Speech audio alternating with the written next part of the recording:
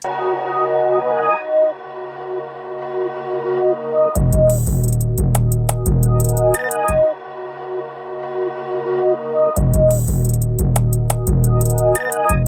coming out on top in his all-time feud with MJF, Punk was ready to move on to the main event scene. Up until this point, there was little to no drama, everything seemed peaceful, business was booming, people were smiling, and things were only getting better. Until this feud. Suddenly, the energy around Punk seemed to shift. There was always rumors that Punk wasn't well liked or even wanted in the first place in AEW, but it never felt as valid as it did when the Punk and Adam Page story began. Suddenly, there were negative headlines coming out about Punk, rumors of backstage drama, and fans on social media campaigning against him beating Page for the championship. It didn't help that the build to their match was so, fucking weird. It's weird. That's the only way I can really put it. To explain it briefly, Punk was very respectful to the champion, but Adam Page suddenly had an entire attitude and gimmick change, becoming more and more angry, behaving more like a heel than a babyface. It felt as if a feud between the two had already happened and somehow we missed the climax. But boy, if things were confusing before, things were about to become even fucking worse. Again, speaking to the audience who don't know what's going on, Punk and Adam had a planned segment on the Go Home show for Double or Nothing in which they would have a promo battle. According to Punk, there was dialogue that was planned, but when they got out there, Adam went completely off script. And not in a blur those lines kind of way, like a what the fuck is this guy talking about kind of way. It was so bad that at best you thought he forgot his lines, and at worst he was having withdrawals from no porn and was trying his best teenage edgelord impression. To put into context what was said, Punk had a falling out with his former best friend Colt Cabana, which led to a lawsuit. What exactly happened between the two up until this point is unclear, but it led to them not speaking for half a decade, even though Colt worked for AEW as well. According to Punk, Colt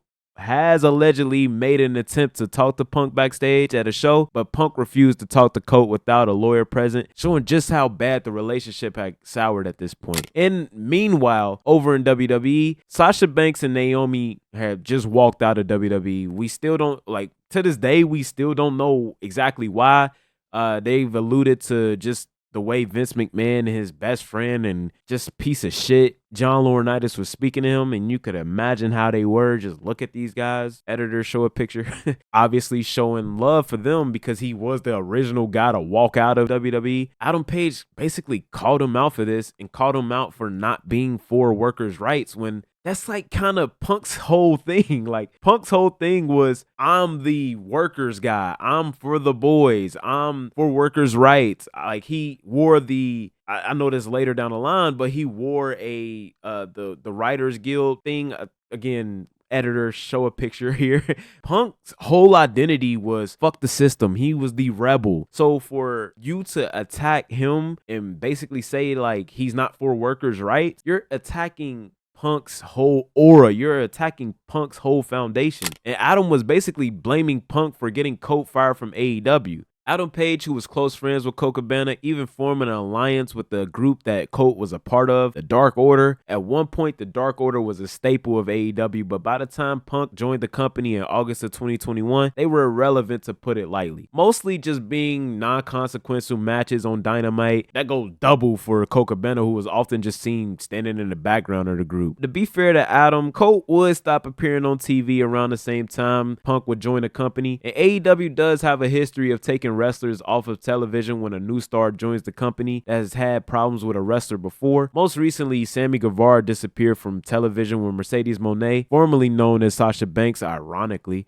joined the company. Sammy had gotten in trouble for a past disgusting tweet targeted at Mercedes. I'm not going to say what he said. You could imagine. He was suspended in 2020 when a 2016 tweet was brought up. Mercedes joined AEW in March of 2024, and around the same time, Sammy Guevara was once again suspended for not following concussion protocol when Jeff Hardy suffered a broken nose in their match, and the two would proceed to finish the match anyway. Now again, given his prior history, this seems like more of a fireable offense, especially given Guevara's past suspensions, but he was only suspended for an unspecified amount of time, not returning until August 5 months later, but not for AEW, but AEW's sister company, Ring of Honor, which is like AEW's G League. So it's not too crazy to assume Tony Khan would fire Colt Cabana to make Punk comfortable. The problem comes in though when you realize Colt was never fired, just placed on Ring of Honor just like Guevara. Even if you're still skeptical on the timing, it is extremely irresponsible to jump the gun on the last show before the pay-per-view to accuse the company's biggest star of something so heinous. If he was a bad guy in the feud, this could be passable, but to tarnish the reputation of the biggest good guy right before his crowning moment is ridiculous to say the least. Not to mention the said pay-per-view that the rivals were set the main event was AEW's first $1 million gate. So to go off script on a promo battle on the last show before the biggest pay-per-view was idiotic to say the least. The number one rule amongst professional wrestlers is to protect your opponent, whether in a match or on the microphone.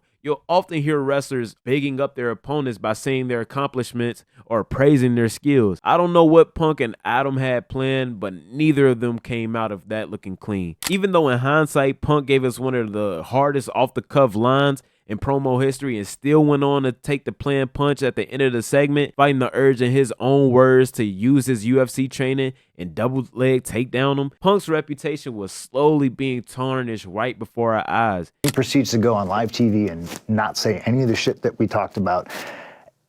I can't hear him because the crowd's so loud, and I'm looking at him and I have to really pay attention to what he's saying because my responses matter. I can't just say what I had planned, because it's not going to match what he's saying to me. And he's saying some shit, and I don't know what he's talking about. Even me, as a Punk fan, like, come on, I got the shirt, who was not even hip to the backstage politics, was looking at Punk a little different. And in terms of Punk's reputation, this was just the first blow on what would begin basically a civil war in AEW.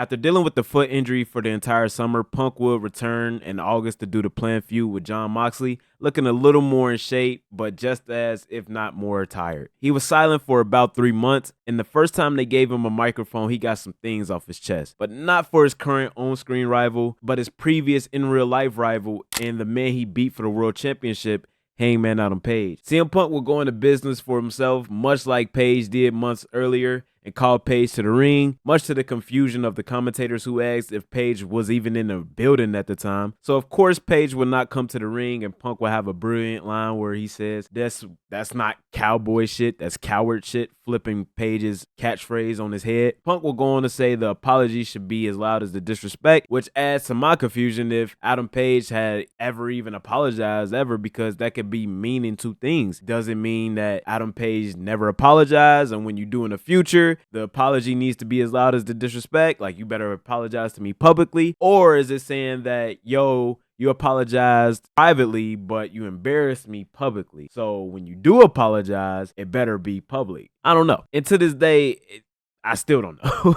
Punk would turn his attention to his on-screen rival, Jon Moxley, with some equally harsh words in the context of wrestling. At the time, I thought it was a bit weird in the context of wrestling. Again, I didn't know about the backstage rumors. I didn't know who Sean Ross Sapp was at the time. I didn't know who Ibu of Wrestling Purists was, and I wasn't exactly sure who Dave Meltzer was, and no offense to any of those guys, but I would really genuinely kill to go back to those days. I thought calling out Adam was weird, as Punk wasn't even in wrestling gear, but I didn't think too much of it. I thought everything they were doing was a little weird, so, you know, it's just a different company, I guess. I don't know. But it turns out, like I stated previously, Punk went into business for himself, and people were pissed. This was the first time he gave people a valid reason to be upset with him, as this was a very immature thing to do. I understand that this may have been built up for about 3 months, coupled with all the other problems he had on top of people antagonizing him. Hangman did apologize, which again, I'm not sure if he did or not. You really have to let it go, or at least handle it in a better way.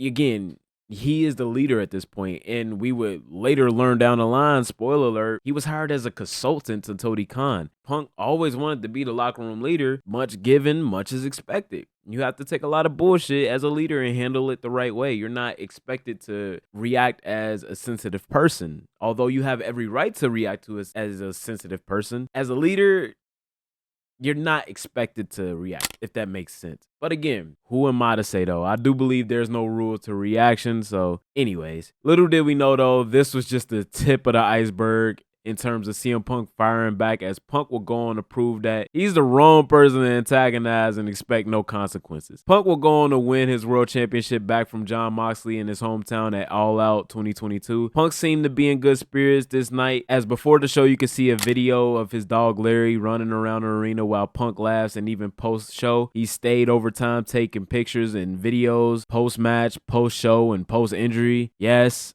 unfortunately, at some point during this match, most likely during the suicide dive, as you can see, he tries to test his arm by doing some push-ups similar how he would a year and a half later when he suffered the same exact injury on a different arm. Somewhere in between the arena and the post-show media scrum, someone would piss Punk off, just to put it frankly, as we would proceed to see one of, if not the greatest crash out in wrestling history.